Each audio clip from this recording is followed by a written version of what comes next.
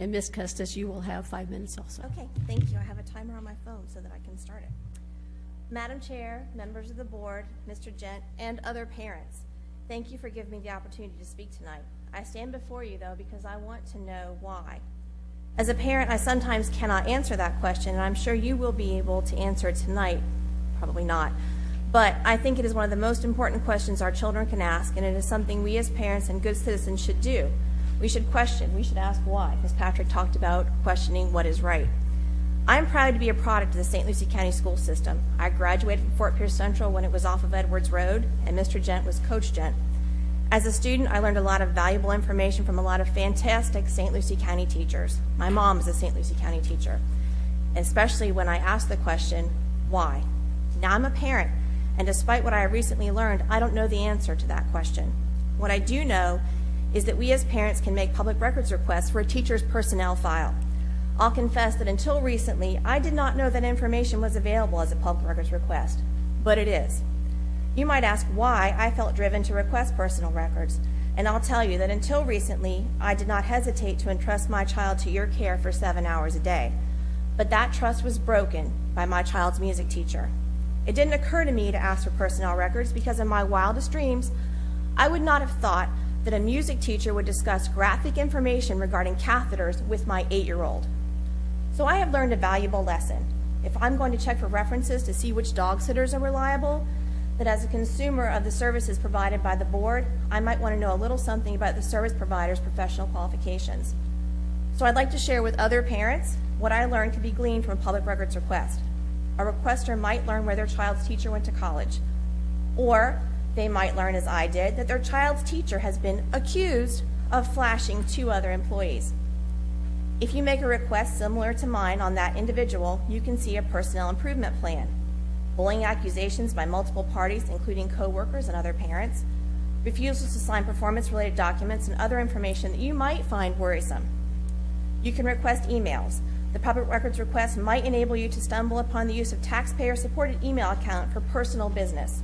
A word of caution, however, I'd also advise other requesters that based on my experience, bullying complaints and performance improvement plans don't get sent when you ask for, quote, any and all documents related to personnel and performance records. So requesters might want to ask for those items specifically. So I've learned a lot of things from my public records request. But what I haven't learned yet, and what I don't know if I can learn from a public records request or from this venue, is why this person is allowed to have daily, unsupervised contact with small children. Because frankly, as well educated as I am, and I have the multiple degrees, the honors, and the student loans to prove it, I cannot understand why someone with this history is allowed to continue working with our children in our school system. 3 minutes. Thank you for your time. Thanks, Ms. Custis. Mr. Gent, do you have anything you would like to say? I appreciate her coming forward. The allegations and things that were mentioned tonight, everything was investigated by our school district, and there's no truth to any of it. Thank you.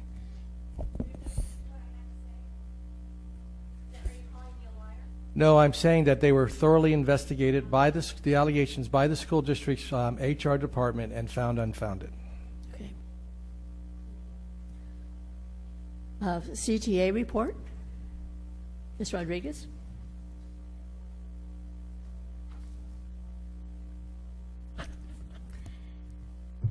Good evening. You know that when I come to you with a written, prepared statement that I intend to read, you know that I'm being very deliberate about my words, and what I'm intending to say is what I mean to say. So I am proud to exercise my protected, concerted right to represent my members and say the following.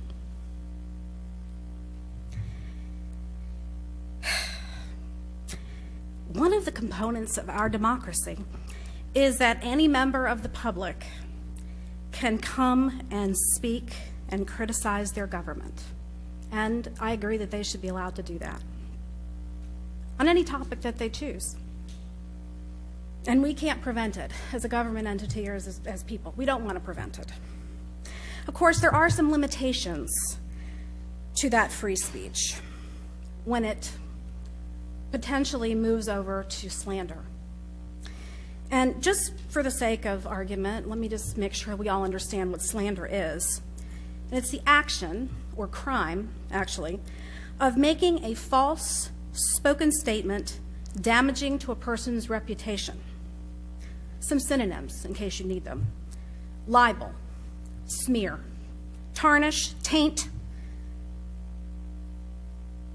blacken someone's reputation or name. Slander is a civil wrong that can be the basis of a lawsuit.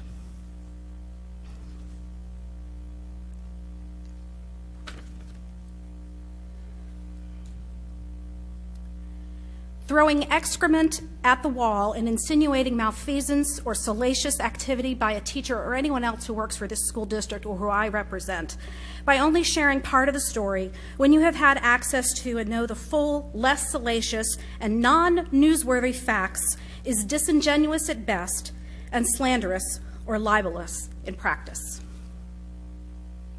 And quite frankly, this week, of all weeks, spewing vitriol and hatred with no discernible purpose, without a real reason, because your grievances have already been heard and addressed, seems to be only because perhaps there's a grudge, or perhaps someone wants the last word, or simply perhaps maybe they want to be on TV.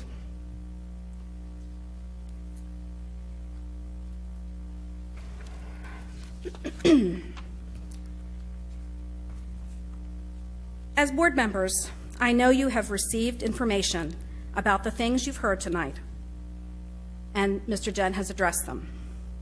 And for once, I agree with the school district. There is nothing to see here, so let's just move along. Thank you.